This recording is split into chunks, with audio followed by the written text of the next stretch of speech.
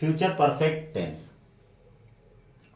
सबसे पहले एक चीज बता दूं आपको, यदि आप मेरे वीडियोस से टेंस पढ़ रहे हैं तो आपको एक क्रम बता देता हूं मैं, किस क्रम से उनको पढ़ना है या किस सीक्वेंस से उसको पढ़ना है। सबसे पहले आपको 3 कंटिन्यूस पढ़ना है, present continuous, past continuous, future continuous. फिर 3 perfect, present perfect, past perfect, future perfect. फिर 3 perfect continuous, present perfect continuous, past perfect continuous, future perfect continuous.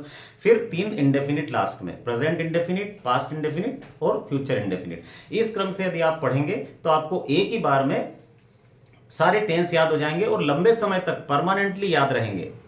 ठीक है, देखिए अब परफेक्ट टेंस चूंकि ये भी है तो मेन वर्ब थर्ड फॉर्म में आएगी ही आएगी, चाहे टेंस कोई सा भी हो।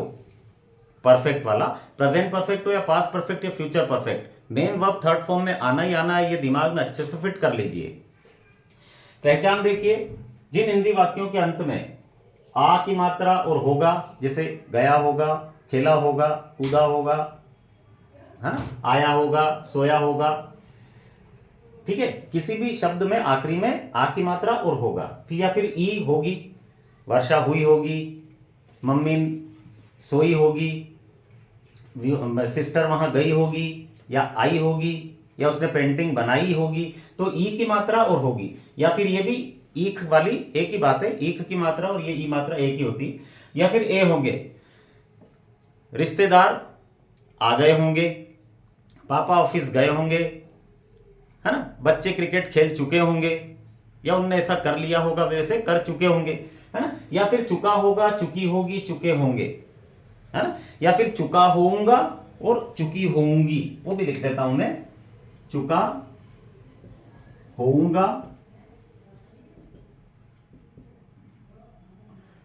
है ना, या चुकी होऊंगी, ये भी एक ही बात है।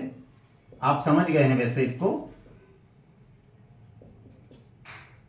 ये जितने भी सेंटेंस आते हैं, जितने भी शब्द हिंदी वाक्यों के अंत में आते हैं, समझ लीजिए वो इसी टेंस का वाक्य है। यदि आप स्पोकन इंग्लिश यानी अंग्रेजी बोलने की कोशिश कर रहे हैं, सीख रहे हैं कि कौन से हिंदी वाक्यों को इस टेंस के अंतर्गत बनाया जाता है, तो ये वाले वाक्य हैं, इनको future indefinite future perfect tense में ही बनाया जाता है। अब फॉर्मूला देखिए, फॉर्मूला वही जो कॉमन फॉर्मूला है, subject, helping verb, main verb, object. अब ये चारों चीजें क्या होती हैं, इनका फंक्शन क्या होता है, इनका कार्य क्या होता है, ये यदि आपको सीखना है तो आप मेरे टेंस कॉमन फार्मूला वाले वीडियो में जाकर जरूर देखिए। वहां मैंने इसको पूरा डिटेल में चारों को समझाया, कैसे ये वर्क करते हैं, कैसे इनसे सेंटेंस बनाए जाते हैं और इनका चारों का मतलब क्या होता है। हमको जो ये 4 चीजें होती है, इसी से सारे सेंटेंस बनाने होते हैं, क्योंकि मैंने आपको ये भी बताया कि 12 ही टेंस के फॉर्मूले इस एक ही फॉर्मूले से बनाए जा सकते हैं। बस थोड़ा थोड़ा सा इन 2 चीजों में परिवर्तन करना होता है। आपको परीक्षा में जो सेंटेंस दिया जाता है, एक पेपर में एक सेंटेंस लिखा होता है, उसके नीचे ब्रैकेट में लिखा होता है चेंज इनटू और टेंस का नाम लिखा होता है, उस टेंस में इसको चेंज करिए। तो चेंज करने के लिए आपको बस ये 2 चीजें चेंज करना होती है, हेल्पिंग वर्ब और मेन वर्ब। सब्जेक्ट और ऑब्जेक्ट कभी भी चेंज नहीं करते किसी भी टेंस में, वो तो पेपर में से दोनों वैसे के वैसे लेकर लिख देते हैं। बस बीच में हेल्पिंग वर्ब यानी ऑक्सिलियरी वर्ब, इसका नाम ऑक्सिलियरी वर्ब भी है, और मेन वर्ब, इनको चेंज किया जाता है। देखिए फॉर्मूला ये subject, helping verb, main verb, object, ये 4 चीजों से सारे फॉर्मूले बने सभी टेंस के। बस हेल्पिंग वर्ब इसमें शेल है और विल है आ जाती है, और मेन वर्ब थर्ड फॉर्म में हो जाती है, क्योंकि परफेक्ट टेंस है तो मेन वर्ब थर्ड फॉर्म में आएगी। और फ्यूचर का परफेक्ट है इसलिए हेल्पिंग वर्ब शेल है और विल है आ जाती है। शेल है सिर्फ दो सब्जेक्ट के साथ लगती है, या तो सब्जेक्ट आई हो या फिर वी हो, और इन 2 के अलावा बाकी जितने भी सब्जेक्ट हैं उन सभी सब्जेक्ट के साथ विल हैव का यूज किया जाता है। अब सेंटेंस देख लीजिए, she will have done her homework, subject हो गया शी, हेल्पिंग वर्ब लगा दी विल हैव इसके साथ, ठीक है, और मेन वर्ब थर्ड फॉर्म में, डू का थर्ड फॉर्म डन हो जाता है, डू, डिड, डन, ये थर्ड फॉर्म लगा दिया, और हर होमवर्क हो गया ऑब्जेक्ट। वह अपना कार्य कर चुकी होगी या उसने अपना कार्य कर लिया होगा, ठीक है, होमवर्क।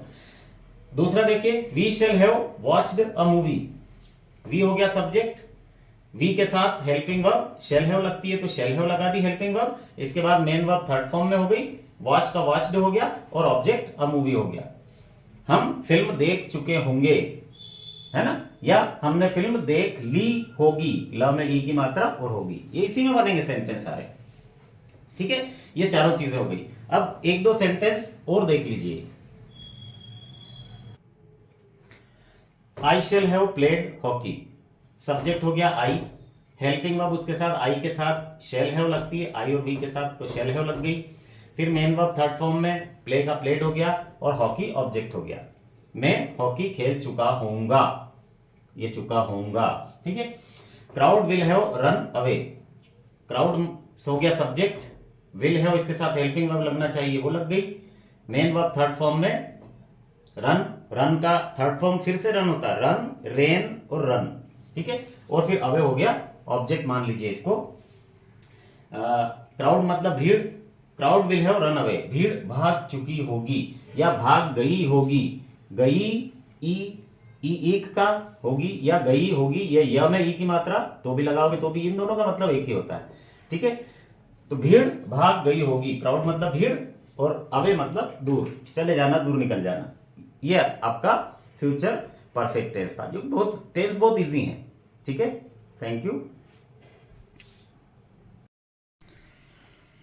अब 3 परफेक्ट टेंस पढ़ तो आपने लिए, इनको याद कैसे रखें? तो याद रखने के लिए तीनों परफेक्ट टेंस का फॉर्मूला तो कॉमन है। देखिए, present perfect, past perfect, future perfect, formula यही है, subject, helping verb, main verb, object, वही कॉमन फॉर्मूले जैसा ही, बस मेन वर्ब थर्ड फॉर्म में हो जाएगी परफेक्ट टेंस से। इसलिए कोई सा भी परफेक्ट हो, present perfect, past perfect, future perfect, सबकी मेन वर्ब थर्ड फॉर्म में आएगी। तो ये कॉमन फॉर्मूला हो गया। बस अब हेल्पिंग वर्ब आप प्रेजेंट की लगा दें, हैज और हैव, तो ये प्रेजेंट का परफेक्ट बन गया। हेल्पिंग वर्ब यदि आपने इन दोनों की जगह हेड लगा दी तो ये पास्ट का परफेक्ट बन गया। और हेल्पिंग वर्ब यदि शेल हैव, विल हैव लगा दी तो फ्यूचर का परफेक्ट बन गया। तो फॉर्मूला तो यही है, सिर्फ हेल्पिंग वर्ब्स बदलना है, ठीक है। तो देखिए, अब प्रेजेंट परफेक्ट होगा तो हैज और हैव हेल्पिंग वर्ब लगेगी, जब सब्जेक्ट एक वचन होगा तो हैज, सब्जेक्ट बहुवचन या आई होगा तो हैव। पास्ट परफेक्ट में फॉर्मूला यही रहेगा, बस हेल्पिंग वर्ब ये बदल जाएगी, हेड आ जाएगी। अब चूंकि पास्ट परफेक्ट में एक ही हेल्पिंग वर्ब होती है तो चाहे सब्जेक्ट आपका एक वचन हो या बहुवचन, सभी के साथ एक ही हेल्पिंग वर्ब लगती है, हेड। और फ्यूचर परफेक्ट इसमें इनकी जगह शेल हैव, विल हैव लगा दो। शेल हैव लगती है दो सब्जेक्ट के साथ, आई और वी, और इन दोनों के अलावा बाकी जितने भी सब्जेक्ट हैं, बाकी सभी सब्जेक्ट के साथ विल हैव लगती है। ये तो हमारा हो गया कॉमन फार्मूला और हेल्पिंग वर्ब। अब इसको याद कैसे रखा जाए? तो याद, जैसे मैंने आपको कंटिन्यूअस टेंस के लिए गीत बना के दिया है, गाना बना के दिया है, उसी प्रकार से इसमें मैंने, जैसे फिल्म में होता है ना, गाना भी होता है, फाइटिंग भी होती है, तो कंटिन्यूअस टेंस के तो गाने दे दिए, आप कंटिन्यूअस टेंस में देख लेना, फ्यूचर कंटिन्यूअस में मिल जाएगा आपको लास्ट में, ठीक है। और परफेक्ट टेंस में मैंने फाइटिंग करके बताई है। फाइटिंग कैसे? अब आपको सिर्फ हेल्पिंग वर्ब्स याद रखनी है, फॉर्मूला तो कॉमन है, परफेक्ट है तो मेन वर्ब थर्ड फॉर्म में कर दीजिए, subject, helping verb, main verb, object, बस। और हेल्पिंग वर्ब्स याद रखनी है तो इसके लिए मैंने एक फाइटिंग का सिस्टम बनाया। जैसे फिल्मों में फाइटिंग होती है तो इसमें मुक्केबाजी करना है। अगर आपको प्रेजेंट परफेक्ट की हेल्पिंग वर्ब याद रखना है तो लेफ्ट हैंड से 2 बार मुक्का चलाइए, हैज, हैव।